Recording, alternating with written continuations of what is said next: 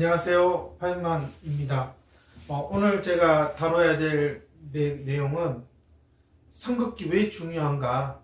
많은 인지치료 과정에서 성급기에 상당한 많은 시간을 소비하고 있습니다. 그러나 아이들은 성급기가 부정확하고 글자를 쓰는 데 있어서 상당히 부정확한 그런 결과를 계속 보여주게 되죠.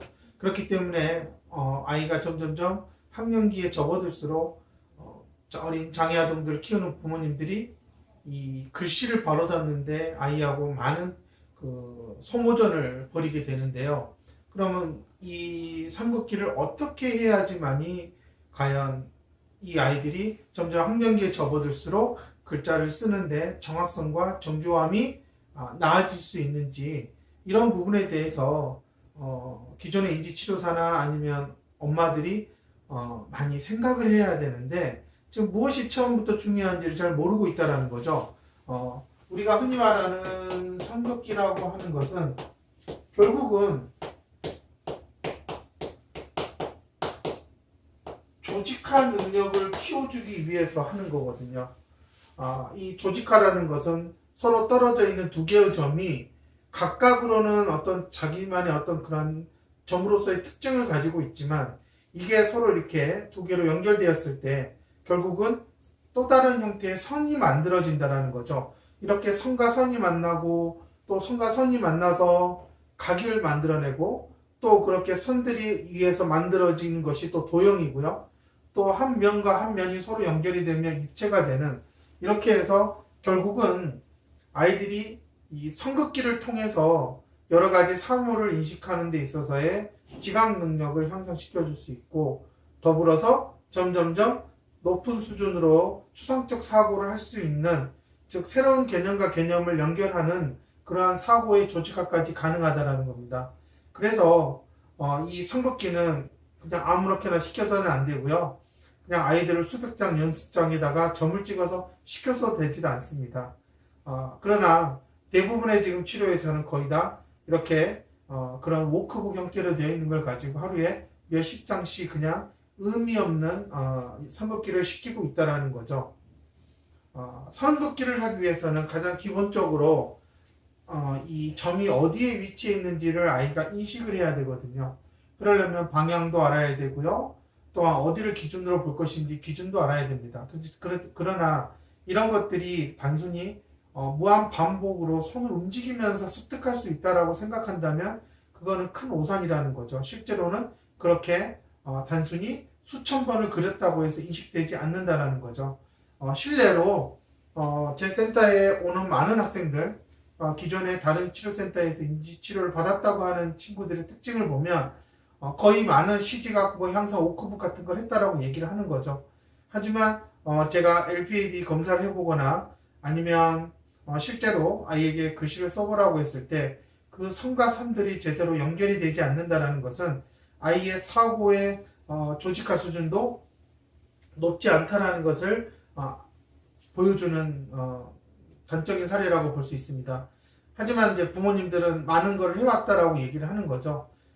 그러다 보니까 이게 어느 정도 선을 그릴 줄 알게 되면 당연히 글자를 똑바로 쓰게 되고, 사물을 보고 지각하거나 어떤 공간에서 사물의 위치나 방향 등을 정확하게 예측할 수 있다라고 생각을 하게 되는데, 그것은 성급기를 어떻게 배웠느냐에 따라서 가장 큰 차이를 보여주는 거죠.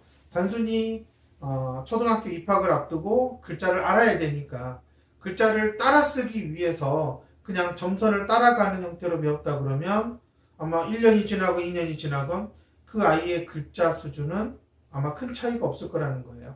하지만 아이의 인지 구조에서 이 조직화 능력이 점점점 더 정확성을 추구할 수 있게끔 성급기가 다양한 형태로 체계적으로 진행이 됐다면 그 아이의 글쓰기 능력은 훨씬 더 나아진다는 거죠. 단순히 글쓰기를 처음에는 따라서 그리는 형태로 가지만, 이게 점점점 아이가 인지적인 기능이 향상이 되면 자신이 습득한 어휘를 문장을 통해서 표현할 수 있어야 된다는 겁니다.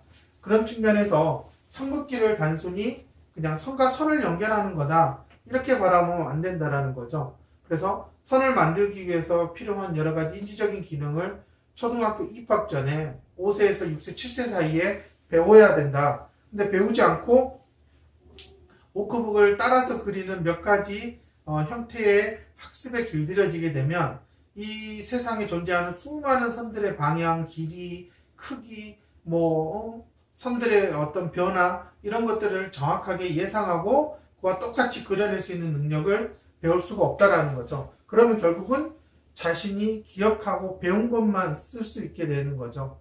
그릴 수 있게 되는 거고요. 그러면 사물을 지각하거나 때로는 표상하는 데 있어서 어려움이 많다라는 겁니다. 그게 제가 항상 강조하는 기존의 그러한 무한반복 훈련 가지고는 절대 되지 않는다 라는 거고요. 이 FI 프로그램에서는 그러한 사고의 조직화부터 서서히 각각의 필요로 하는 인지적인 기능을 아이가 자연스럽게 사용할 수 있게끔 함으로써 스텝 바이 스텝으로 조직한 능력을 배울 수 있게 한다. 그래서 FI 도구는 모든 도구의 시작이 점조직으로부터 시작하는 거죠. 그래서 이 점조직을 어떻게 중재를 해주냐에 따라서 향후 아이의 그 발달 방향, 그 다음에 발달 속도 이런 부분들이 큰 차이가 나타난다는 거죠. 그래서 단순히 기존에 있는 인지치료는 계속 이렇게 삼국기만을 강조한다는 거예요. 하지만 FI에서는 이렇게 중재를 기반으로 해서 사고의 조직화를 끌어낼 수 있다는 겁니다. 특히 학령 전기에 있는 아동들은 이 삼국기를 아주 재밌게 다양한 형태로 좀 배워야 됩니다. 단순히 종이에 인쇄되어 있는 것들을 색연필로 사인펜으로 긋고 연필로 긋는 게 아니라 처음부터 이 점들을 다양하게 배치해 보고요. 그렇게 할 수 있는 환경에서 이 점과 점이 연결된다라는 게 어떤 의미이고 또한 그것들을 자기가 얼마나 자신감을 가지고 그릴 수 있느냐, 이게 결국은 수많은 정보들 사이에서 의미 있는 형태로 하나의 조직화된 형태를 만들 수 있는 능력을 갖출 수 있게 되는 거죠. 지금은 장애아동들에게 글자를 따라 쓰고 하는 게 어려울 수 있지만 이게 시간이 지나서 완성이 됐을 때 과연 이 글자를 인식한다라는 게 과연 어떤 의미가 있느냐, 그리고 이 글자를 인식하고 문장 속에서 개념들을 연결해서 하나의 사고를, 원리를 찾아낸다면 결국은 그것도 하나의 조직화라고 볼 수 있는 건데, 과연 이런 것들을 배우려면 삼국기부터 처음부터 조직화라는 그 원리를 이해하면서 배웠느냐, 아니면 단순 선을 이용해서 하는 걸로 배웠느냐에 따라서 큰 차이가 있다라는 거죠. 그래서 저는 삼국기도 함부로 해서는 안 된다. 정말 중요한 삼국기를 좀 더 체계적으로 배우기 위해서는 어렸을 때부터 이렇게 조직화라는 인지적인 기능을 향상시키고자 하는 목적으로 해야 된다는 거죠.